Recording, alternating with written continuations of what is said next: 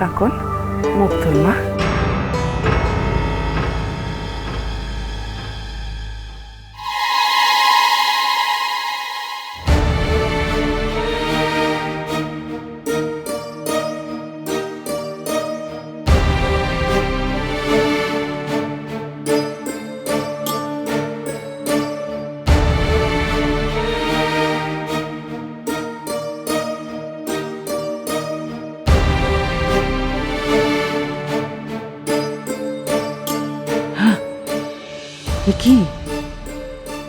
কিভাবে সাজিয়েছে ছুটি কাকনকে, সারা মুখে রং মেখে।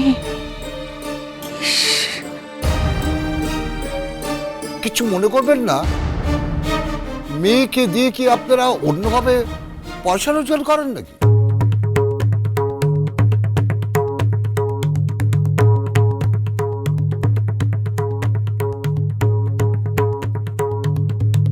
মা গো মা, গেরস্ত ঘরে এমন সাজ বাপের জন্মে দেখেনি গা। বলি আপনারা একটু মুখ সামলে কথা বলুন। মেয়ে পছন্দ না হলে মন্নামিটা খেয়ে বাড়ি চলে যান, কিন্তু মেয়েকে এভাবে অপমান করার কোনো অধিকার আপনাদের নেই। আপনারা তো শুধু মেয়েকেই অপমান করছেন না, আমাদের গোষ্ঠীর সকলকে অপমান করছেন আপনারা। চুপ কর না বসু, আমি তো কথা বলছি। আসলে আমাদের ঘরের ভেতরটা তো ঠিক মতো আলো যায় না, তাই হয়তো ও দেখতে পায়নি। কিছু মনে করবেন না। বলি আমরা তো এসেছি মেয়ে দেখে ঘরের বউ করে নিয়ে যাব বলে, সং দেখতে তো আসেনি গা।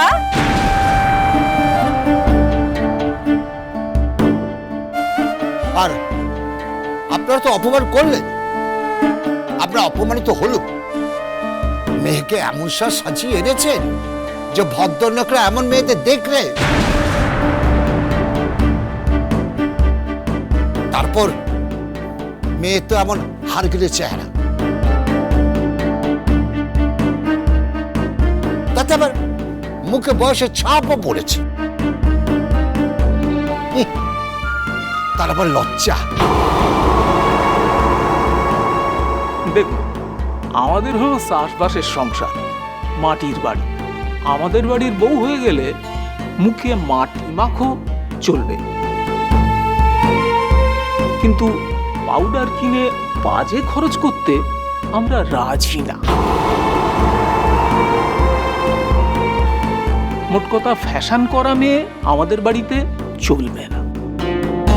আসলে আপনারা আজকে দেখতে আসছেন বলেই, ও তো কখনো কোনো সাজগোজ করে না, বিশ্বাস করুন। আমাদের মেয়ে কিন্তু মুখে মাটি মেখে থাকতে পারবে না, সে অভ্যেস নেই তার। তাছাড়া আপনাদের ছেলের মতন দিনকাল গিয়ে এককালে ঠেকেনি আমাদের মেয়ের। আচ্ছা, আপনারা যে খুব বয়সের খোঁটা দিচ্ছেন মেয়েকে,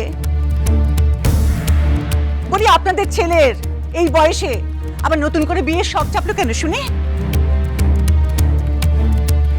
ঘরে দুটো সমস্ত ছেলে মেয়ে, তাদের মা তো শুনলাম 1 বছরও হয়নি মরেছে। তাহলে এই বয়সে তার যদি আবার নতুন করে বিয়ের শখ চাপতে পারে, তাহলে আমাদের মেয়েটা মুখে স্নো পাউডার মাখায় কি এমন দোষে রয়েছে শুনি? বোন, কি করছিস কি? চুপ কর তুই। না দিদি না, অনেকক্ষণ ধরে অনেক বন্ধ বন্ধ কথা বলে যাচ্ছেন ওনারা। আচ্ছা শুনুন, আমরা আপনাদের কাছে কি এমন বাঁধা পড়েছি বলুন দেখি, যে এত কথা বলছেন? বিয়ে তো এখনো হয়ে যায়নি। তাছাড়া এত যে বয়সের খোঁটা দিচ্ছেন, বয়স হয়েছে বলে আমাদের মেয়েকে খুব বাতাস ভারী করছেন, তার সাজগোজ ঠিক হয়নি বলে মুখে যা আসছে তাই বলছেন। একবার ভেবে দেখেছেন? একবার ভেবে দেখুন দেখি, আপনাদের মুখে আমাদের মেয়ের বয়স নিয়ে কথা বলা কি মানায়? আপনাদের ছেলে যে তার বাপের বয়সী, সে কথা মনে থাকছে না আপনাদের? থামবে তুমি?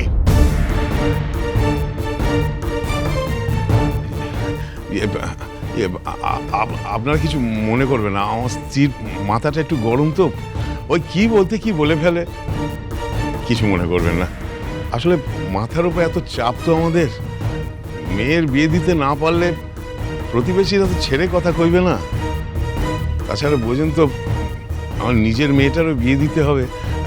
সে এবার বিয়ে পাস দিয়েছে কিনা।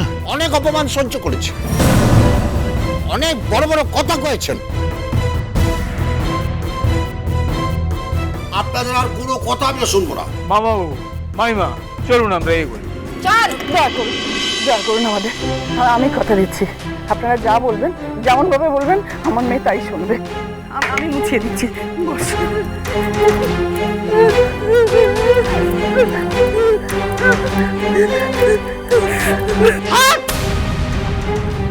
এমন ঘরের মেয়ের সঙ্গে আমি আমার গবুর বেয়ে দেবনি।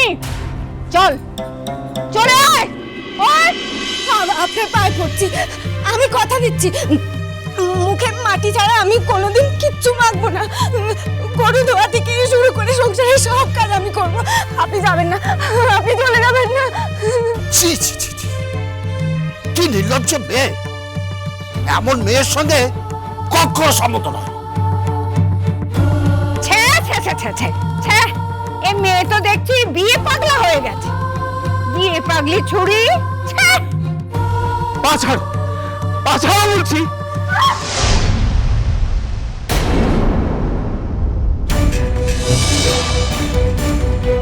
ছি ছি মামা বাবু, এ কি জায়গায় সম্বন্ধ করেছেন আপনি? এই মেয়েকে তো রাস্তায় ছেড়ে দিলে লোকের পা ধরে ধরে লোক ধরবে, মান সম্মান আর কিছু রইল না। আচ্ছা, খোঁজ খবর না নিয়ে কেউ সম্বন্ধ করে? যান, বেরিয়ে যান, বেরিয়ে যান এখান থেকে। এই বাড়ি থেকে বেরিয়ে যান এক্ষুনি। কি হলো বলছি না, বেরিয়ে যান। এরপর কিন্তু আমি পাড়ার ছেলেদের ডাকবো, তখন বুঝতে পারবেন এই সমস্ত কথা বলার মজা। এই গোটা চেহারা নিয়ে আর ফিরতে হবে না তখন। এই সমস্ত কথা বলার মজা থেকেই চলবে তারা। চল।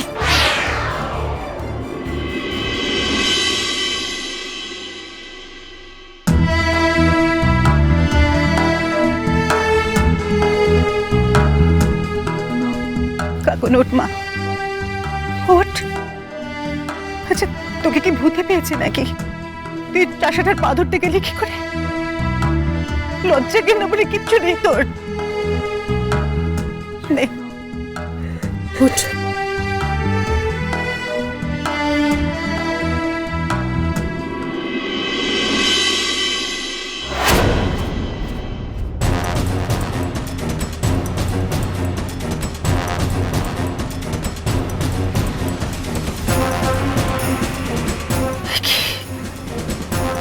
কপালখানা তো একেবারে তেতলে গেছে তোর।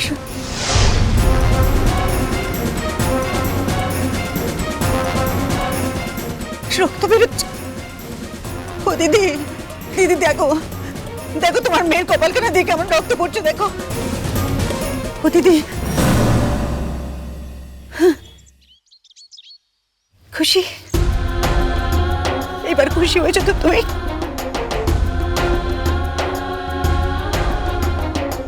তারা মানে ওষুধ দিয়ে আসে।